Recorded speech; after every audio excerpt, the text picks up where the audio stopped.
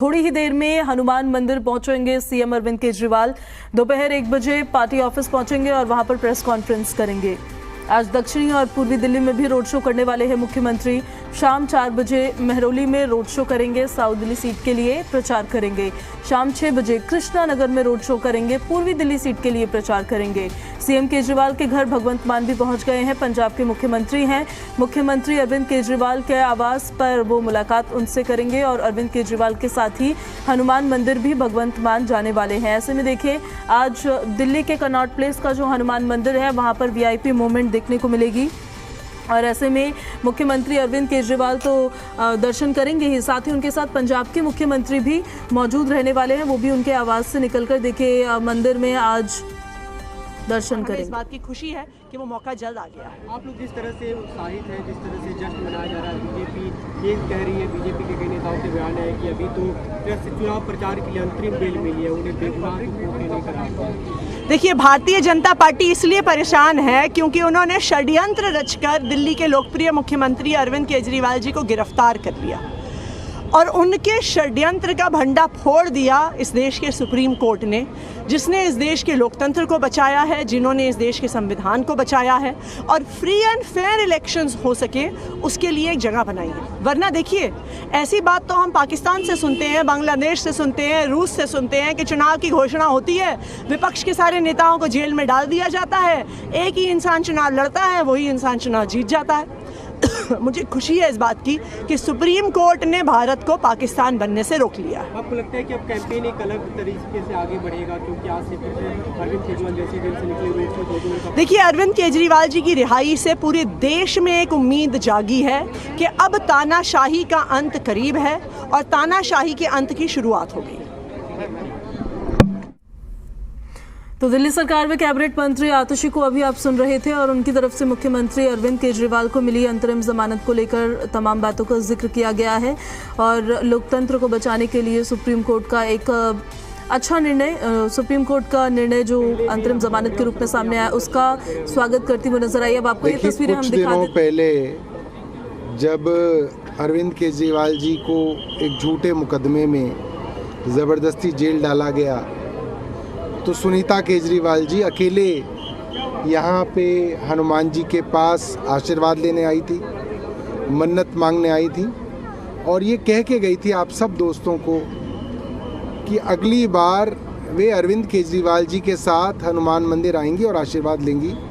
और देखिए, हनुमान जी ने बहुत जल्दी हम सब लोगों की, सुनीता जी की, अरविंद जी की सुनी और उनको पीएमएलए जैसे मामले में 50 दिनों के अंदर बेल मिल गई। ये एक बड़ा चमत्कार है और हनुमान जी, बजरंगबली, इनके बिना नहीं संभव है। तो मुझे लगता है कि सबसे पहला आशीर्वाद और सबसे पहला धन्यवाद जो है हनुमान जी को करने अरविंद केजरीवाल जी यहाँ थोड़ी देर में आ रहे हैं। पार्टी के सभी नेता जो हैं, मंत्री हैं, यहाँ पे मौजूद हैं। हम सब उनके साथ जो है हनुमान जी का आशीर्वाद लेंगे। आपको लगता है कि मुख्यमंत्री के आने के बाद से अब आम आदमी पार्टी के कैंपेन में नई जान आई है?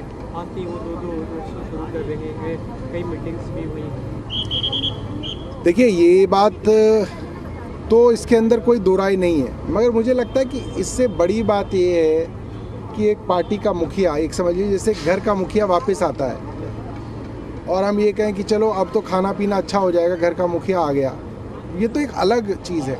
हमारे लिए ये बहुत बड़ी चीज़ है कि अरविंद केजरीवाल जी वापस आ गए और दिल्ली की तो 7 सीटों के ऊपर आम आदमी पार्टी बढ़त बना के रख ही रही थी, मगर अब अरविंद केजरीवाल जी के आने के बाद मुझे लगता है कि पूरे भारत में इंडिया अलायंस के लिए एक बहुत बड़ा बूस्ट मिला है।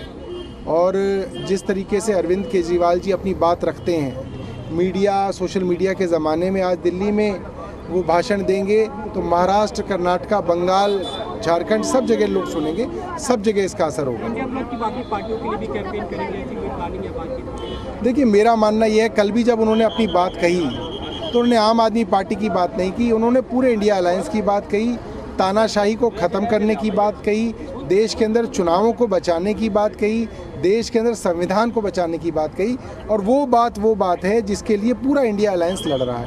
ये जो बीजेपी सवाल उठा रही है, आप लोग जिस तरह से उत्साह में, जिस तरह का जश्न मनाया जा रहा है, बीजेपी नेताओं की तरफ से बयान आ रहे हैं कि केस तो खत्म हुआ नहीं, बरी हुए नहीं, एक तरह से चुनाव के लिए सुप्रीम कोर्ट ने राहत दी है। देखिए, अगर भारतीय जनता पार्टी को लगता है कि ये बड़ी छोटी सी बात है तो उनके इतने बड़े बड़े वकील क्यों अदालत के आगे बेशर्मी से मिसलीड करने की कोशिश। और हमारे सहयोगी राहुल मिश्रा को जानकारी दे रहे हैं, आपको दिखा देते हैं। के लिए आए हैं कि सारे जो कष्ट हैं उन सभी को दूर हो और साथ ही साथ यहाँ पर जीत हासिल हो और इंडिया अलायंस का भी साथ में मांगा जाए। लेकिन आपको यहाँ का बता भी दूं कि यहाँ किस तरीके की व्यवस्था यहाँ की गई है। अच्छा पैरामिलिट्री फोर्सेस के जवानों को तैनात किया गया है, बैरिकेडिंग चारों तरफ कर दी गई है और यहाँ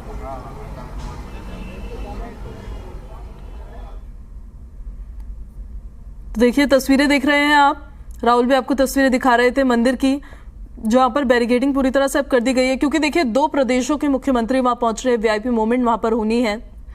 ऐसे में तैयारियां पूरी की गई है और क्योंकि मुख्यमंत्री ने सभी दिल्ली की जनता से भी और दिल्ली के जो आम आदमी पार्टी के कार्यकर्ता हैं उनसे भी अपील की थी कि सभी लोग पहुंचे 11 बजे हनुमान जी के दर्शन करें।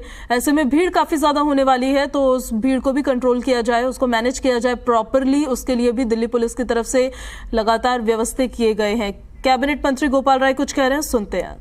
दिल्ली में और उसके बाद पूर्वी दिल्ली में रोड शो के माध्यम से प्रचार अभियान को जो है वो गति देंगे। आपको लगता है कि उनके आने से आम आदमी पार्टी के एक तरह से प्रचार अभियान में कुछ ज्यादा बूस्ट आएगा? देखिए, केवल आम आदमी पार्टी के नहीं, पूरे देश में जो इंडिया गठबंधन के नेतृत्व में इस देश में भारतीय जनता पार्टी के द्वारा जो तानाशाही स्थापित की जा रही है, देश के प्रधानमंत्री जी के द्वारा जो तानाशाही स्थापित की जा रही है, उसके खिलाफ जो अभियान है उसमें काफ़ी मजबूती आएगी और अब लोगों को ये भरोसा होने लगा है कि जो अगला 4 चरण बचा है उसमें तानाशाही हारेगी और संविधान और लोकतंत्र जीतेगा। लेकिन आप लोग जश्न मना रहे हैं, बीजेपी के नेता खासतौर से गृह मंत्री ने भी कहा कि एक तरह से उन्हें बरी नहीं किया गया है, अभी कोर्ट ने राहत दी है केवल चुनाव प्रचार के लिए। देखिए, ये चुनाव प्रचार के लिए जो राहत मिली है या इसका उलट कहें कि गृह मंत्री ये धमकी दे रहे हैं कि हम फिर उठा के जेल में डाल देंगे। इसका एक ही समाधान है इस तानाशाही का कि पूरा देश मिल करके 1 तारीख से जो 7वें चरण का चुनाव है इस तानाशाही को खत्म करे, भाजपा को हराए। भाजपा अगर हारती है तो न्याय मिलेगा और मुख्यमंत्री अस्थायी तौर पर बाहर होंगे। कैबिनेट मंत्री दिल्ली सरकार में गोपाल राय को अभी आप सुन रहे थे और उनकी तरफ से भी मुख्यमंत्री अरविंद केजरीवाल की इंटरिम बेल को लेकर तमाम बातें कही गई है, स्वागत किया है। आम आदमी पार्टी काफ़ी उत्साहित नजर आ रही है मुख्यमंत्री के इंटरिम बेल को लेकर और उनकी तरफ से कहा जा रहा है कि ये शुरुआत है न्याय की ओर बढ़ने के, लोकतंत्र को बचाने की।